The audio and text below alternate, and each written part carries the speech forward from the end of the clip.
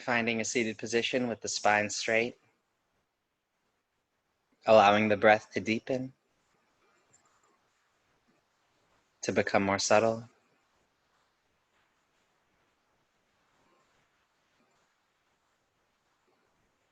Keeping the body still and allowing the mind to come to stillness.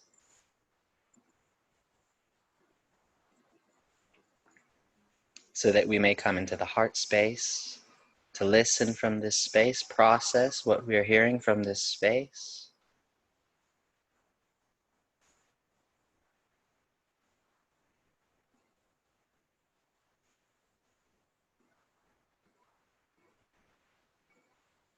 Breathing into the heart space.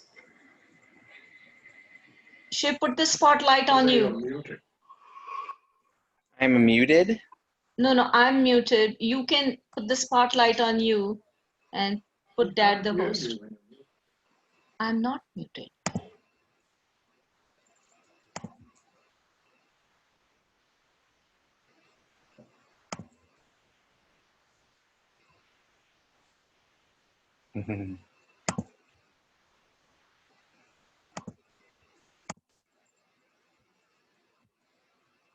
Okay. So from this space now, we'll come to our presentation.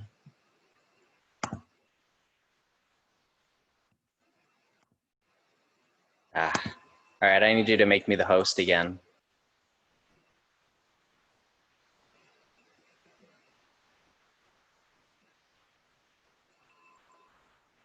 If you could. He is. He's making you. All right, thank you. All right.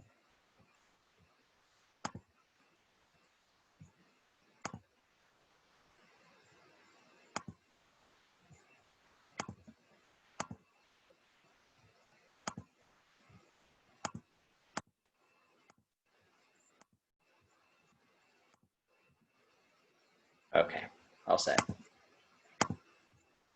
So this is where we ended last week with how the chakras activate.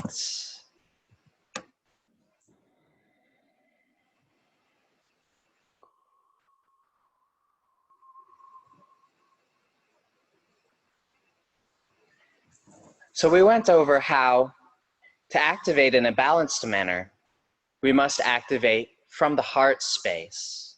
And this activates both above and below the heart space in a balanced manner so that we do not get pulled too much into the material, into the physical, and we do not get pulled too much into the spiritual and get imbalanced in either of these manners.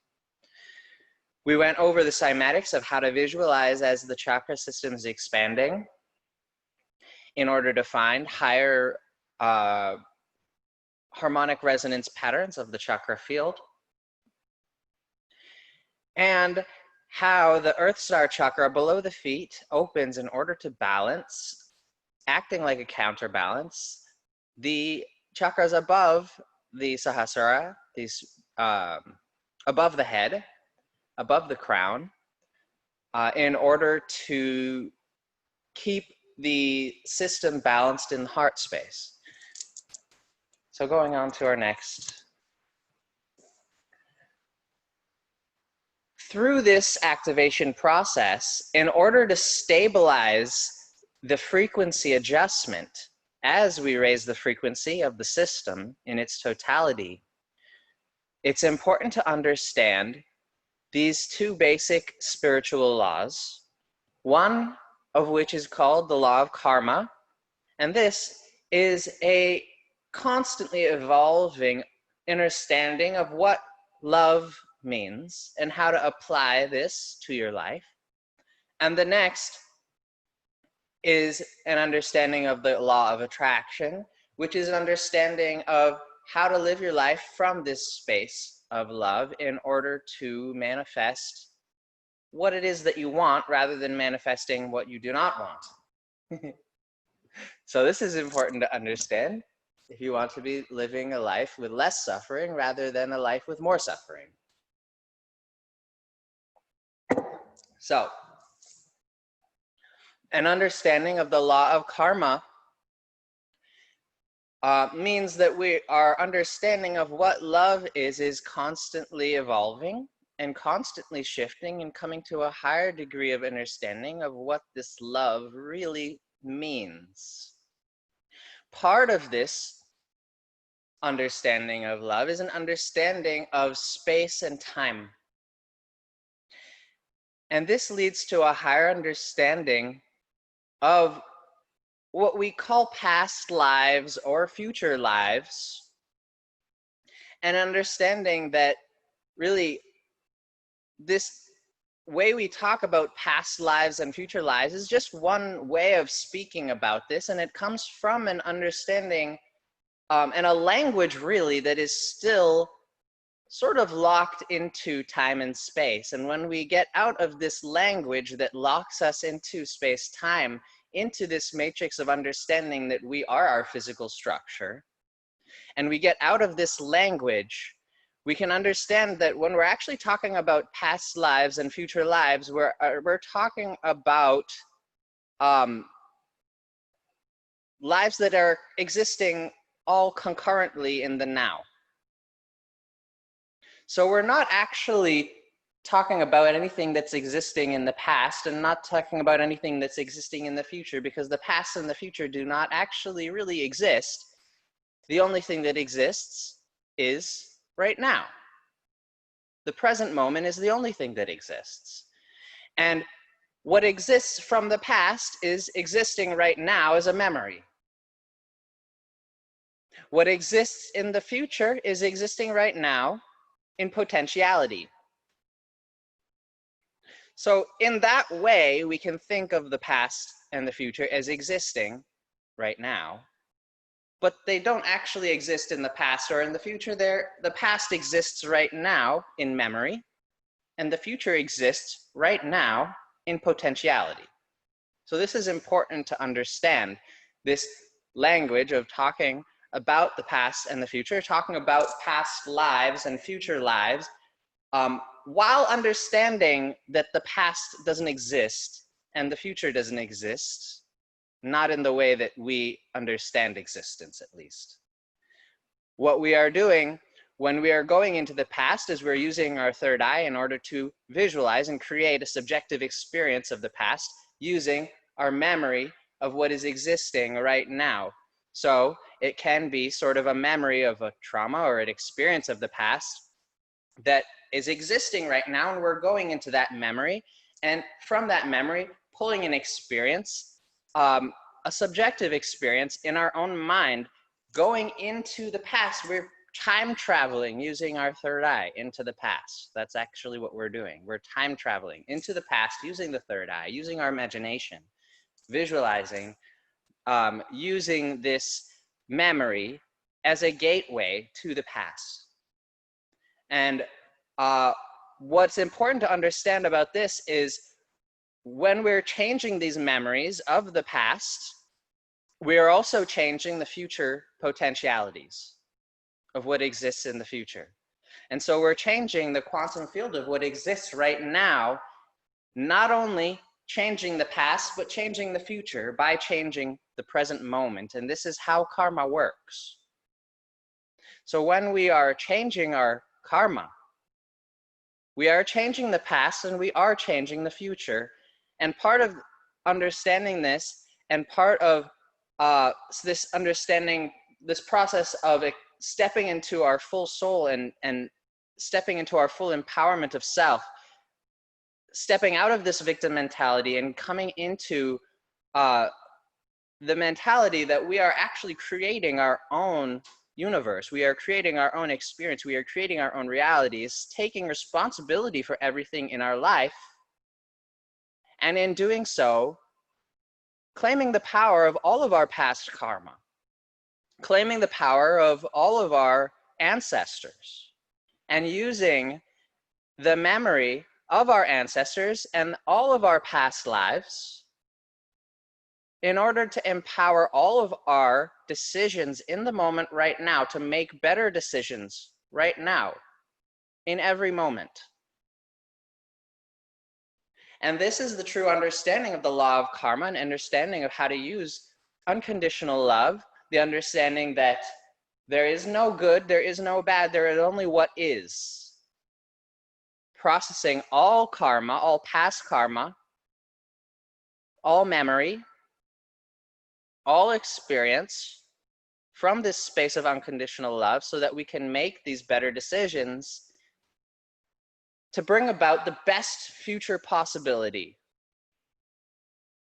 not only for ourselves, but for all of those beings that we are entangled with, that our field is entangled with in a quantum state. So next we come to an understanding of the law of attraction.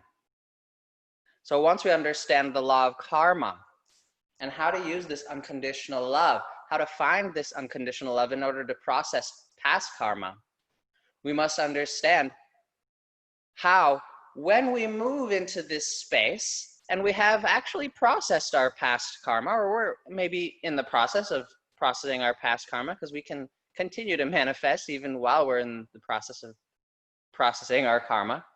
We don't have to wait until we're completely done in order to start manifesting from love. But when we do start stepping into that love and using that love in order to manifest what we really desire and what we dream from that space, we are understanding the law of attraction and how to use the law of attraction to create with the universe, how to sort of dance with the universe in this way. And we're understanding how to use the 5 elements and create from that love in order to expand consciousness, right? So there's a need to balance the elements. And in order to balance the elements, we have this certain practices like yoga practices and lifestyle practices in order to balance out these elements and clear the space, clear the emotional memories, and of course, an understanding of the law of karma, which can help us to clear that space and to find a pure intention that we are holding in a pure vision.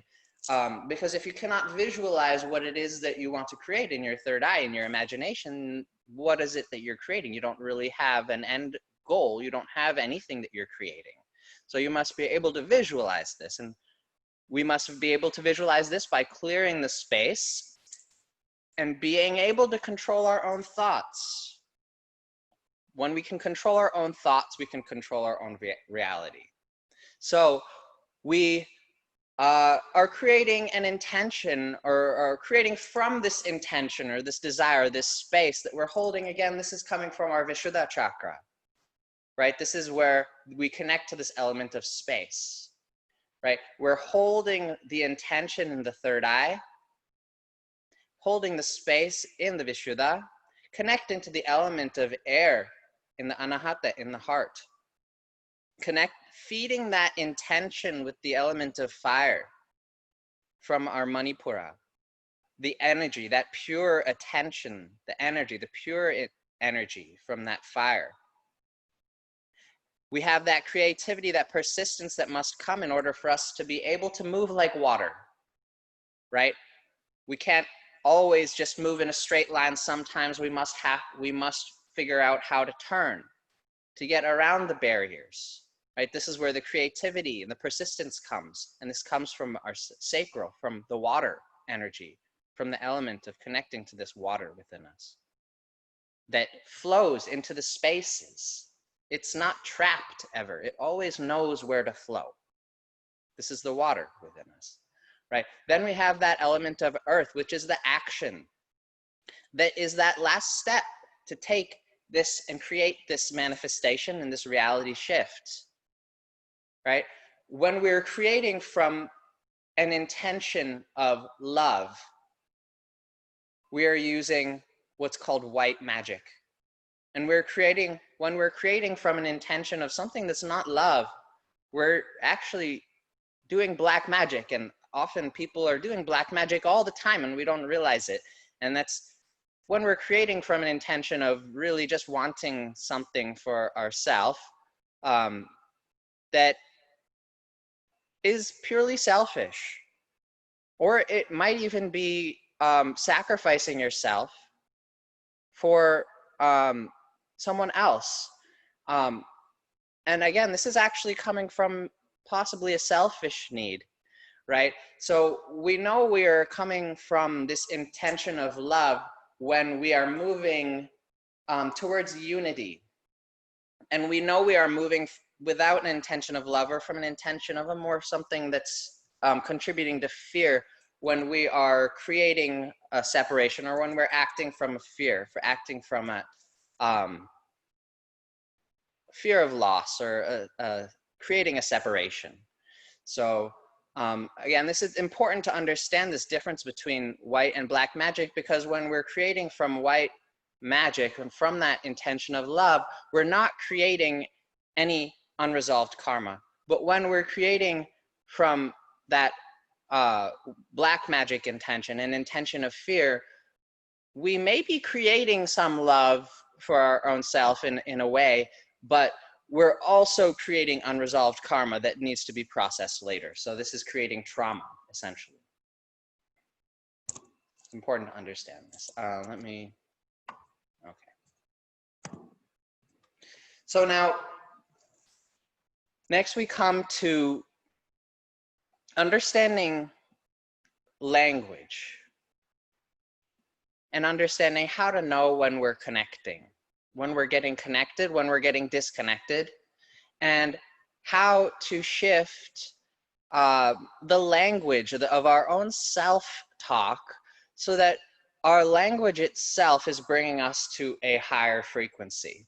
Because it's important to understand how we talk to ourselves, to understand the symbology of the language, and how the way that we even speak to ourselves is creating, in a sense, spell work within our own self that is telling us, creating certain frequencies, creating certain emotions within us, whether they be consciously or whether they be subconsciously by feeding certain belief systems that are limiting our potential. So, for example, even just talking about the terminology that we're using, and just giving an example, one example of using a terminology understanding versus using the word understanding. Or when we're understanding something, we're standing under it. It's like something is happening to us. We're a victim of it. We're a victim of these circumstances, and we're understanding it. We're standing underneath it. When we're understanding something, we are fully experiencing it. We are a part of it. It is not separate from us. We are fully understanding this experience. We're not understanding it. It's not happening to us. We are understanding it. We are this experience itself, right? So again, with many, many different words, it's important to understand or understand, right, the way that we talk to ourselves, the terminology that we use, and understand the language itself that we're using to shift this language. And in order to shift this language, partly what we're doing is we're sort of shifting into a love language, shifting into a language of poetry, where we're talking to ourselves in the language of symbols. And one way is to actually look at symbols, to understand symbology, understand the language of symbology, understand this, right? Not simply understand it, but understand it, connect to it through your experiences of the symbology. Yes? So this is where we get into sacred geometry. This is where we get into even symbology of various religions. We can look, let me share my screen.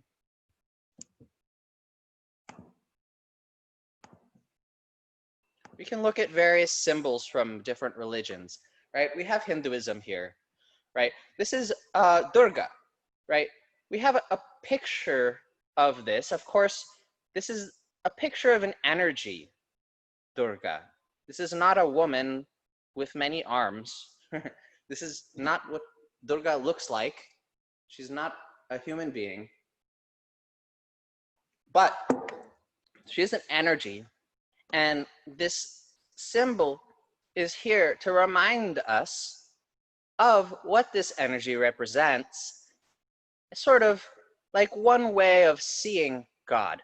Yes, right? We have one universe, but we have many different ways of seeing the universe, and this is one of the ways, one of the perspectives that we can see through. And this is the perspective of Durga, right? We have the lion here, right? Well, Durga is one of the faces of the divine feminine aspect of who we are, first of all. It's important to understand. So she has mastered this lion energy. And this lion energy is important to understand. Again, we're going to talk about 3 different energies today. We're going to talk about the lion energy. We're going to talk about the snake energy, and we're going to talk about the cow energy. Again, these are 3 energies that come up in, not just in Hinduism, but in various different religions. And we'll go through them briefly. So here we have the lion energy. This is the energy, a protective energy, a motherly energy, right? When you come near a mother and her baby, right? Even if it's not a lion, you know, you'll get that lion energy if you're coming near a mother's baby, right? That mother's gonna come and protect her baby, right? And that's where you get that lioness or that lion energy, that courageous energy. She's dressed in red to symbolize the passion that comes from this feminine aspect of who we are, right? You have the lotus flower here. Again, it's saying that, I mean, well, first of all, this red color, this passion, it's not just a symbol of passion, right? It's a symbol for the Muladhara, right? The root chakra, right? This is the aspect of us from which the divine feminine energy is flowing through, right? This is from the air. This is the polarity of our physical body, the root, from which our divine feminine aspect comes through. Grounded through the Mother Earth, she comes up through our root, right? So this is why the red, she's dressed in red, right? We have the lotus, the flower that is like the blossoming lotus of enlightenment, of the crown, right? Because as she rises and through and all the way through the body, she enlightens us and she opens the flower of the budding flower of our consciousness, right? We have the arrow and the bow, and this symbolizes focus, right?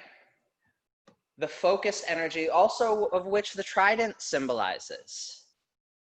The trident is 3 in 1, right? The Holy Trinity is coming from this trident as well. It symbolizes also the focus of the 3 eyes in 1 focus, right? You have the conscious mind, you have the subconscious mind, you have the unconscious mind, all focused on one intention.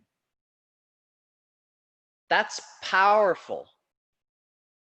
And that's why the trident is there as a weapon of focus of intention. And not just for Durga, but Shiva also carries a trident. Poseidon carries a trident. Neptune carries a trident. These are all beings that are representing that wisdom, of that discernment, of having that single pointed focus, of having alignment of all the bodies of man. Yes. Now, then we have the conch symbolizing that happiness or bliss body. We have the chakra symbolizing the ability to cut cords first of all, we have the left side and we have the right side of her, right? The left side is symbolizing her receptive side. We have the right side symbolizing the aggressive, giving side, right? So we have the left symbolizing the feminine aspect of the feminine goddess. And we have the right side symbolizing the masculine aspect of the feminine goddess. Yes? So the sword, which symbolizes proper discrimination or discernment between what is good and what is bad right now. Yeah? And we have the club, which is saying here on this picture, it symbolizes love or loyalty. It also symbolizes power. Right? You notice she has these weapons on her right side, and she has these other symbols of enlightenment and focus on the left side. Yes? And the last weapon you see on her right side is her open palm of forgiveness or of blessings, and that's the weapon of love. Pure loving compassion. Right? We then, just to go over some more of this sacred symbology, right, we can come to this symbol of Shiva, Ardhanishvara. Sorry, hard to say. But this is like the aspect of Shiva that's half female, half male. And it represents our soul on a higher degree, where we are one, where we are beyond duality. We are not male, we are not female. We are beyond male and female. We are one. We are one being that is both male and both female and neither at the same time. Right? We have this symbol of the drum, symbolizing that sound of creation. We have again the trident, that focus of intention between the conscious, the subconscious, and the unconscious mind. We have this flow, the Kundalini serpent you can see coming out of his third eye that represents the Shakti energy going all the way through the body. And this spout of water, right, as the energy of creation has come all the way from the sacral, all the way out through the crown, which is represented here by a crown, as you can see.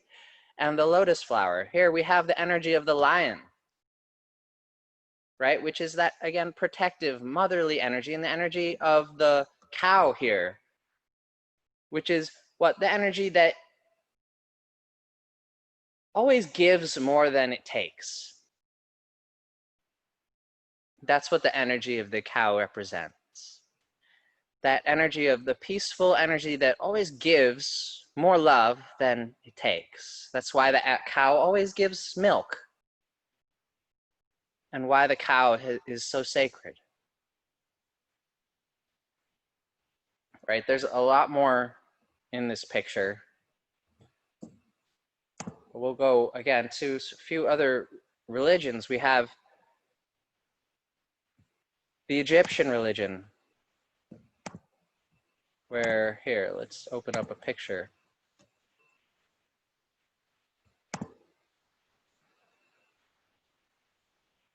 You have the goddess Sekhmet. Not the greatest picture, but hey. Where you have the Ankh, which we went over. This is the ancient symbol of the heart field. Yes? And you have this pillar. This is called the Jed. So in ancient Egypt, you could see that there were all these gods that had the symbol of a half human, half animal, sort of hybrid. And what this represented really was an integration of the physical and the spiritual, an integration of the animalistic physical nature of man with the spiritual nature of man. And that's why here you see the Kundalini serpent here of a fully enlightened being that has embraced the lion totem.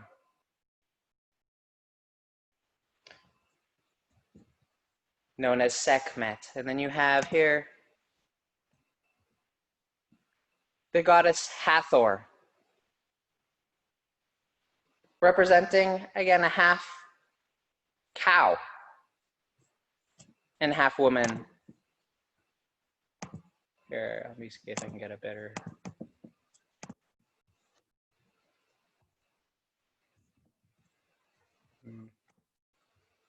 Here. So again, here you have the horns of the bull, the Kundalini serpent representing the active being. You have the Ankh, and you have this tool here. Again, it was actually a physical tool that was used to create vibrations along the spine, but it also does represent the spine itself. And it's called the Jed. This is actually where the term Jedi comes from Star Wars. So you have here Ptah, sort of like the Egyptian Shiva, where he has this Jed, right, which is, again, symbolizing a spine that is completely stabilized, completely stable spine, Jed. And once you have built the Jed, you are now a Jedi. This is a real thing. So now let's come to,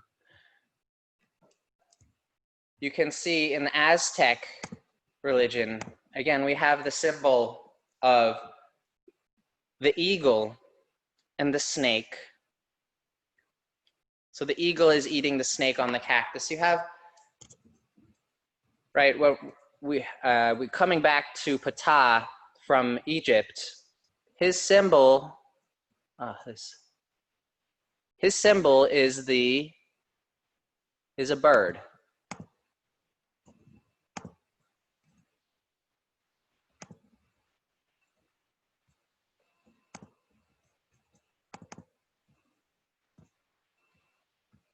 So if you can see here,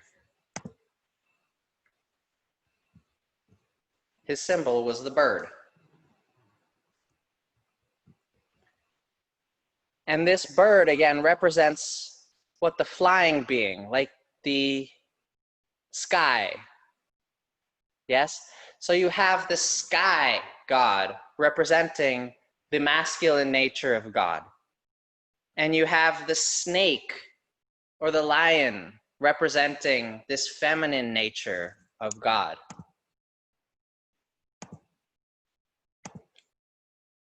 Ooh.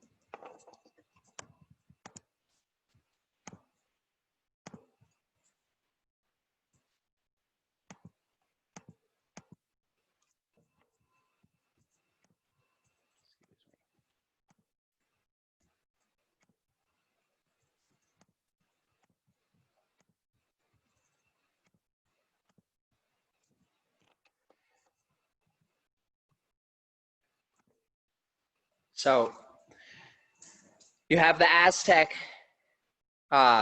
creation story where you have the eagle and the snake. The eagle has taken the snake in its mouth. And again, this is representing the balance between the masculine and the feminine aspect within ourselves as well as within the society. And this is even in the Mexican flag now. So it's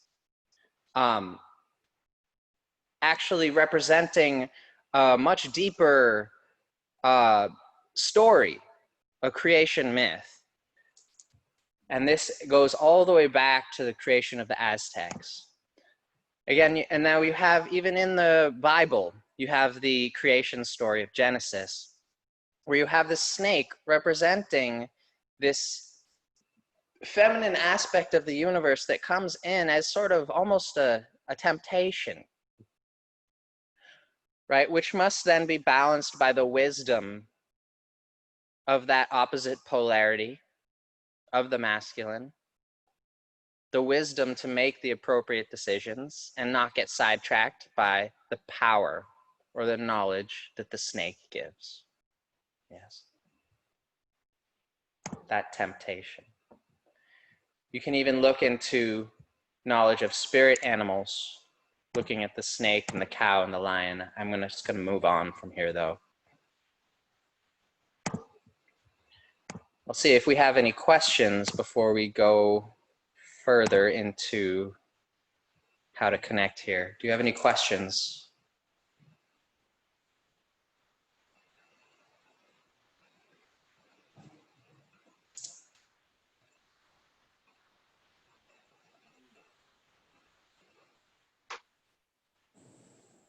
Okay. If there are no questions, I'm just going to continue. Okay. So, again, we're using these symbols and adjusting the language in order to connect to a higher frequency of the mind and a higher experience of that mental state consistently. So this is a combination of changing our own self-talk, changing how we define our own inner language, and connecting to the symbology internally as well as externally. Eventually, in order to move fully into that I am presence, we do have to drop these techniques of looking at symbols in order to connect and go directly into the experience of beingness. And then in order to connect further, we must connect directly to that frequency of different frequencies that exist within the heart. So this could be, for example, love and trust, which go hand in hand. You cannot love something if you do not trust it implicitly. You can also always go further with gratitude and appreciation, with forgiveness, acceptance, honesty, truth. All of these frequencies keep moving us forward directly into the experience of who we are. But these symbols and the language can also do a lot in terms of connecting us to deeper to the experience of who we are. So how can we know that we are connecting?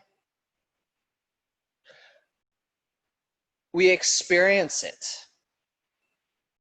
in our meditations, as well as with what we're creating. So ultimately, personally, as well as many spiritual individuals that have enlightenment sort of as their goal. This goal can be also seen as sort of living as an ascended master, where you know you're not your body, you know that you are that love, and you're always choosing that love, you're always choosing what you are, and always what this allows for is for us to process all karma immediately, rather than needing to store unresolved karma or store trauma to be processed later. It allows for us to see the synchronicities and the miracles everywhere, to see basically the experience as ourself communicating with ourself, to see the experience as the universe communicating with us, see everything, see everybody around us as a master, everybody, our child, our mother, our father, the plants, the bugs, everything around us communicating to us as the universe. And when we are seeing this, the more we can do to see these synchronicities all around us, see these miracles all around us, and connect to the messages that are actually coming from our intuitive guidance through our experience of the reality, the more we can get into that experience of love and manifest what it is that our heart is desiring. And there are many different tools that we can use to allow for this intuition to deepen, and this sense of being communicated with, and this sense of actually really listening to the universal guidance that's coming to us all the time, can be facilitated by using many, many different tools that, again, they are techniques that we use in order to connect, and then we drop the technique in order to move further into that I am presence.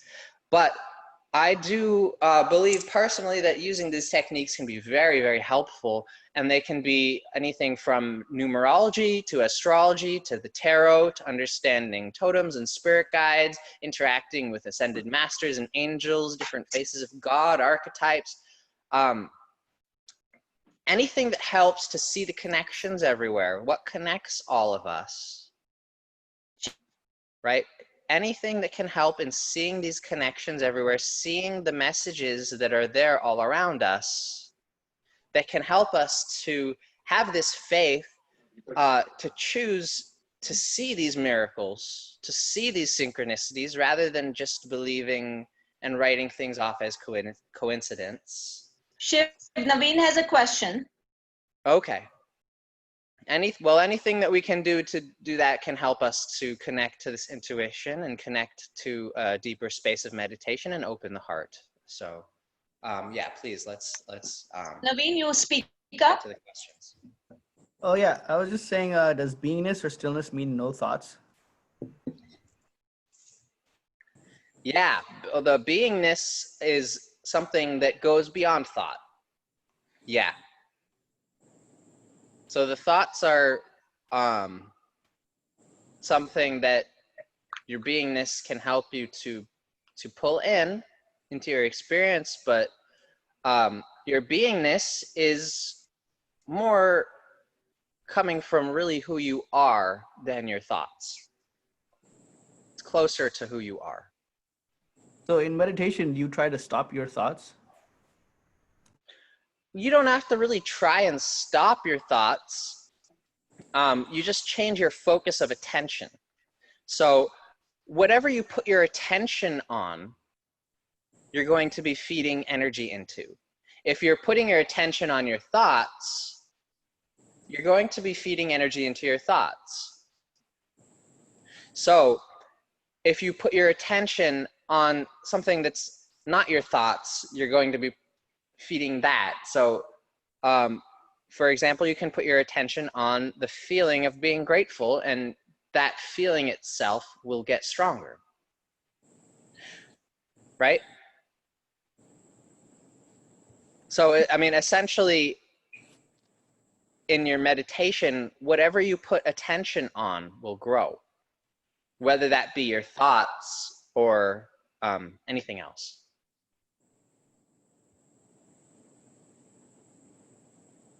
Because your energy follows your attention. Does that make sense? Yeah, I was just wondering, what's the definition of stillness? The definition of stillness is basically when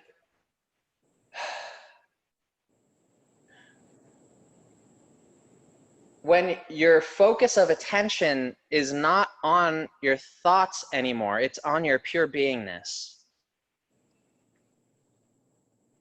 So what happens is you're not really pulling in thoughts anymore, you're just experiencing the emotion of reality on a much deeper level. So there's actually a lot more emotion going through, because there aren't really thoughts that are kind of stagnating that emotion.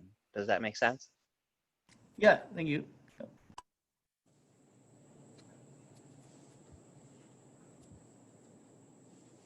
Are there any other questions?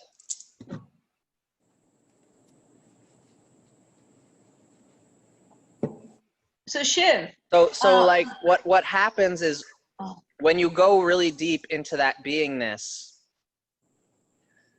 and you go beyond that level of thought, you're pulling in so much more energy from the universe, so much more emotion, that this actually activates the field to a much higher degree. And this might actually pull up other thoughts that are coming from a much deeper level. And then you might need to come out of that deeper layer of emotion. That's why people have bliss experiences that don't necessarily last, you know, because you have that bliss experience, and what it does is that bliss experience causes for sort of an acceleration of the emotion, a deep feeling of tremendous gratitude and a release, and almost like, oh my gosh, I have no ego anymore. But then, right, something deeper is released, right? And you realize, actually, no, there's more to be released. So there's a deeper level of ego that comes up to the surface after this deep experience of who you are, right? So in order to maintain that level of experience of reality, that level of bliss, that level of gratitude, you actually need to be able to release that deeper level of ego that's coming up now to be released. Does that sort of explain a little better? Yeah. All right, cool. What, I have a question. What is beingness? What is beingness? I guess I'm defining as sort of the intensity of emotion that you're experiencing.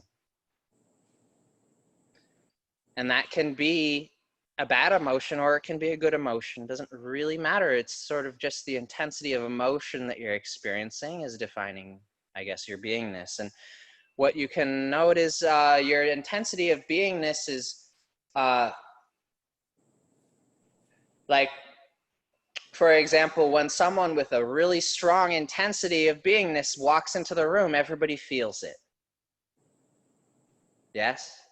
Whether someone's feeling a deep intensity of gratitude or whether when someone's feeling a really deep intensity of anger, it doesn't matter. If there's a strong beingness to that intensity of that emotion, people will feel it.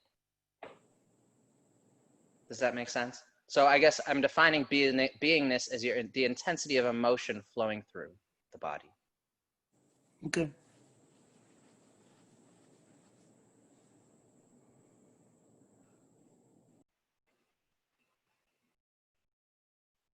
Are there any other questions?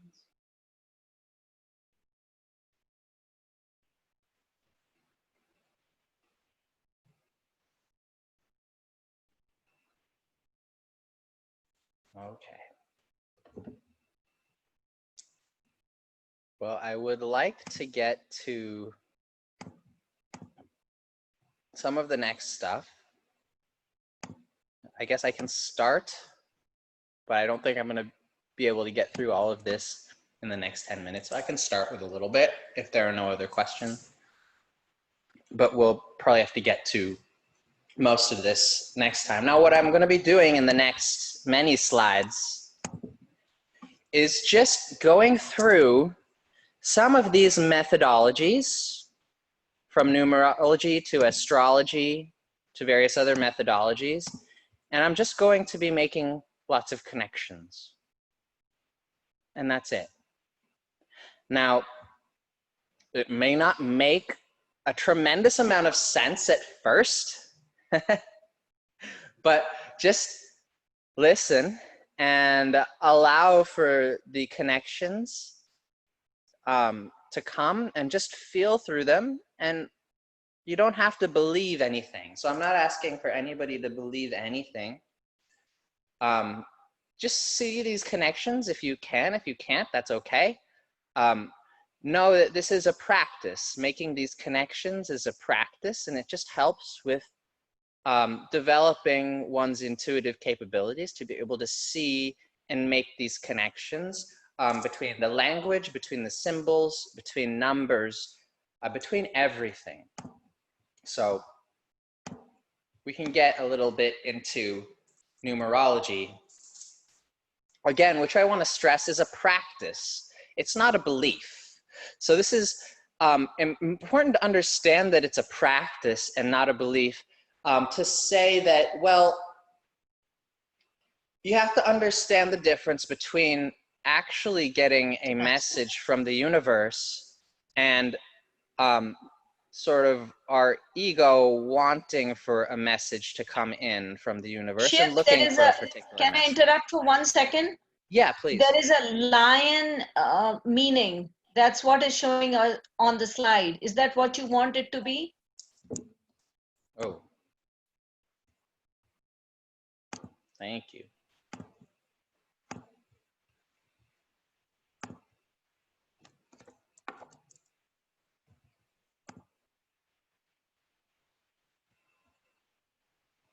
I don't know if you all saw this. This was one of the slides I was talking about. But yeah, these are the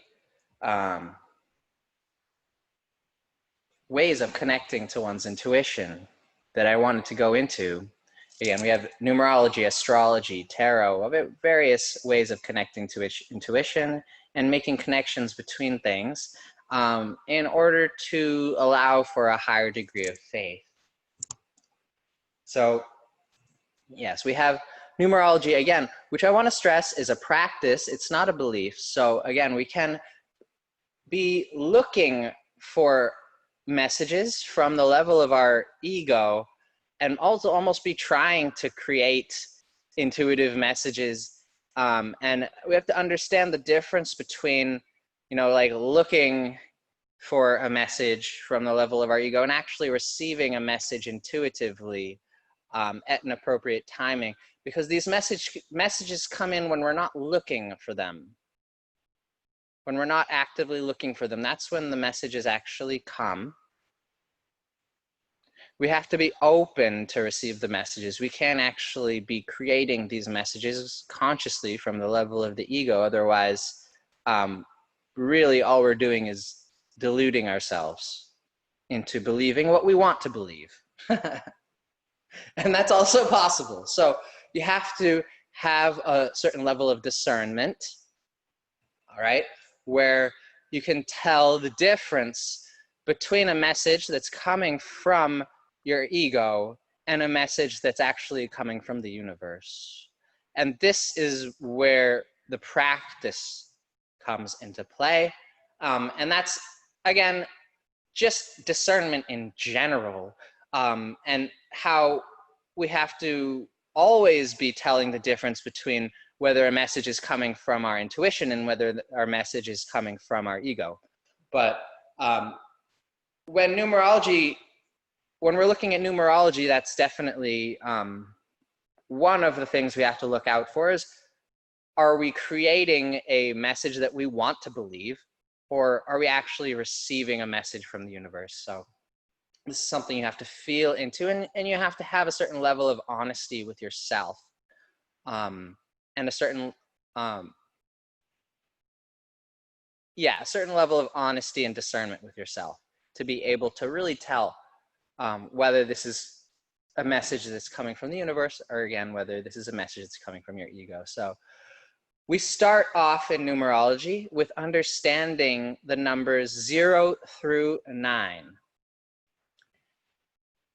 The practice of numerology is simply a practice of understanding when we see the numbers around us, the messages that are coming from the universe, seeing the messages from the universe, seeing all numbers as messages from the universe, whether that be numbers in the time, numbers in the date, or numbers in a phone number, whatever numbers around us may be speaking to us. However, wherever we may be seeing these numbers, there can be messages in these numbers that are meant for us if we're listening to our intuition and if our intuition is on point. So, Shiv, can you make the fonts tiny bit bigger? I can, here, let me, Or is it just my eyes? I don't know.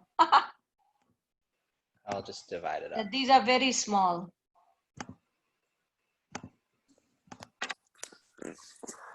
No, you can expand it on your screen. I think that's the font size.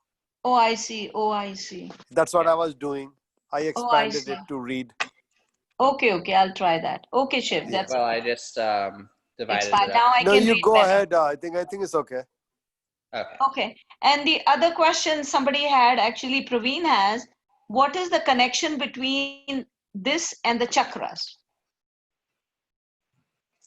Yeah. Well, again, we have to understand not only the connection between the numbers and the chakras, but also the connection between the numbers and the chakras, as well as the planets and the different energies that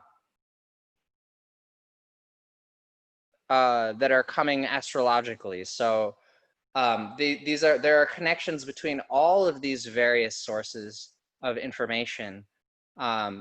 I think that for now, we're sort of getting to the end of this talk for today. I want to check if there are any more questions, and I think that we may have to save this for next time, because I want to take my time to actually get into explaining this and making some of these connections. So if there are any other questions, I'd like to answer them. And if not, I think we can call it a day. Does anybody have any questions?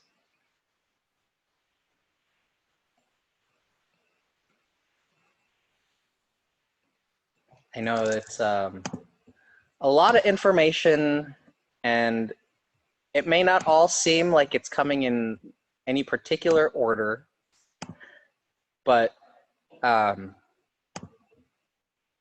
this is all the most important information, I feel, to understanding how to activate the chakras. So I hope that it hits some of you where it counts. And again, so if anybody has any questions, let me know. If not, I think we're going to call it a day. All right?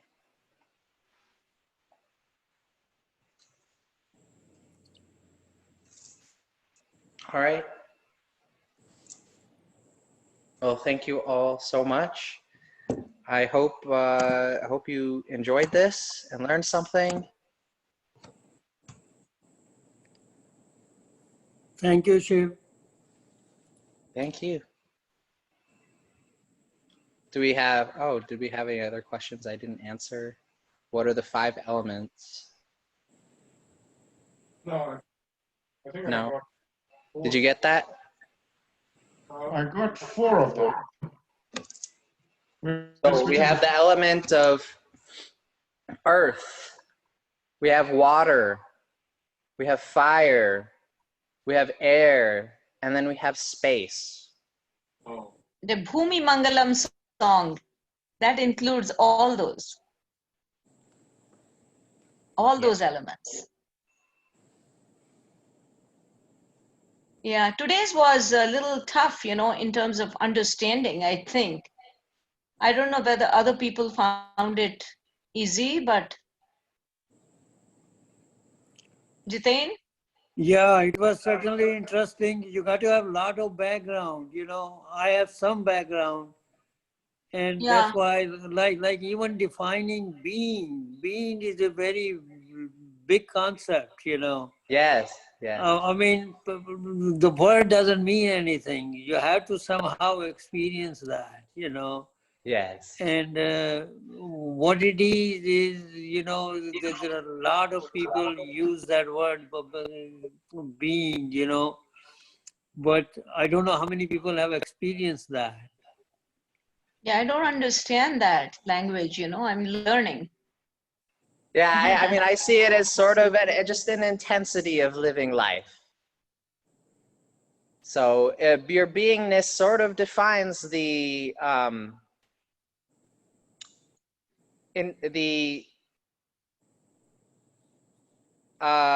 complexity of your heart field, as well as the size of your heart field, which again is not the same for every individual. It defines how much emotion is going through the body. Yeah, but most of the people are caught up in thoughts, you know, because they are at a very lower level, you know, so thoughts cloud everything, you know, so you got to still your mind, you got to take those thoughts out. Yes, the thoughts create some resistance, which sort of impedes the proper flow of emotion.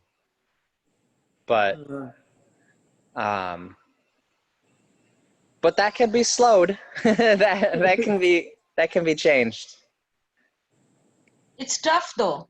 It is very, very It is tough. very tough, you know, you need a lot of meditation in order to take out your thoughts. Yeah.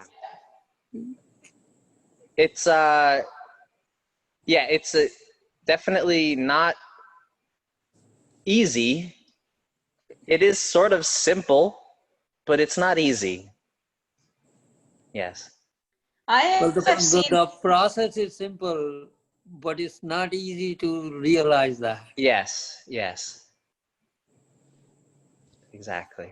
You know, even for few minutes of meditation, I have seen patients, their blood pressure really going down, you know, and being in control. And they have no, I mean, I just tell them a few things to focus on the eye chakra, and just to relax, get them in position, just to think of nothing. At least I tell them, and the blood pressure goes right down, right in front of my eyes, which is so good. You know, I think it's so good. I don't know why they can't do that at home by themselves. They need to go somewhere and do it and learn how to do it. Right, Cher? Yes, it's sort of something that has to be a constant practice.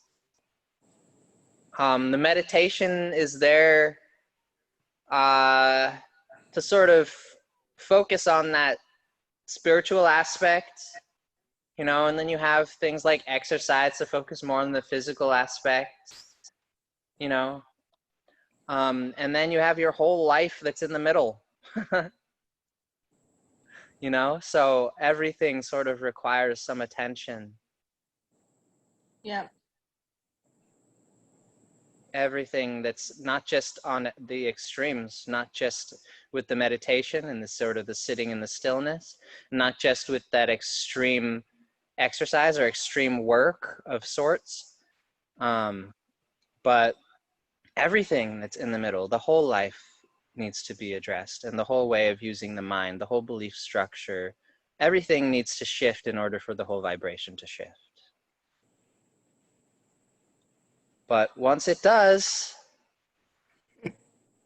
then yeah, you just kind of like let gravity do its work, and you fall into love, and it just works. Maybe next time when you do the numerology and astrology, we can, you know, after half time, we can just do the practical knowledge, practical experiences of those, you know, to discuss, which will make it fun. Yeah, especially once we get to the fasting next month, we can really get into the practical experiences. Yeah. Oh yeah, that's a different story. Yeah. That'd be something else. Yeah. For those interested. Yeah. Yeah. All right. Thank you, Shiv. Well, thank you all. Thank you. Thank you, Shiv. Hope you enjoyed. Yep. All right. Thank you so much. Namaste, everyone. Namaste. Thank you.